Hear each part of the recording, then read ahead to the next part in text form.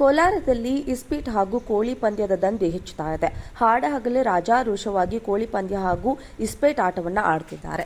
ಕೋಲಾರ ಜಿಲ್ಲೆಯ ಶ್ರೀನಿವಾಸಪುರ ತಾಲೂಕಿನ ನಾಗದೇನಹಳ್ಳಿ ಗ್ರಾಮದ ಬಳಿ ಈ ರೀತಿ ಜೂಜು ಅಡ್ಡೆ ನಡೆದಿದೆ.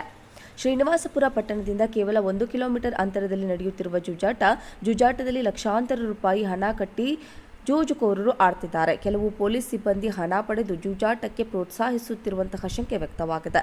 ಶ್ರೀನಿವಾಸಪುರ ಪೊಲೀಸ್ ಠಾಣಾ ವ್ಯಾಪ್ತಿಯಲ್ಲಿ ಈ ಪ್ರಕರಣ ದಾಖಲಾಗಿದೆ.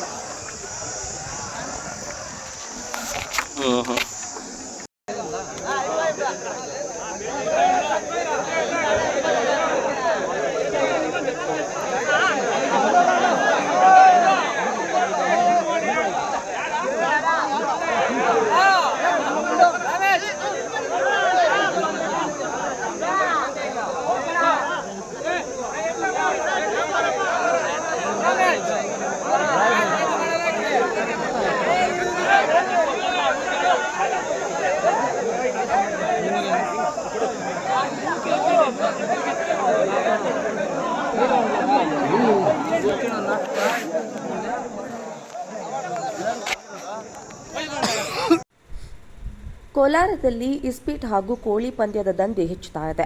ಹಾಡಹಗಲೇ ರಾಜಾರೋಷವಾಗಿ ಕೋಳಿ ಪಂದ್ಯ ಹಾಗೂ ಇಸ್ಪೀಟ್ ಆಟವನ್ನು ಆಡುತ್ತಿದ್ದಾರೆ. ಕೋಲಾರ ಜಿಲ್ಲೆಯ ಶ್ರೀನಿವಾಸಪುರ ತಾಲೂಕಿನ ನಾಗದೇನಹಳ್ಳಿ ಗ್ರಾಮದ ಬಳಿ ಈ ರೀತಿ ಜೂಜು ಅಡ್ಡೆ ನಡೆದಿದೆ.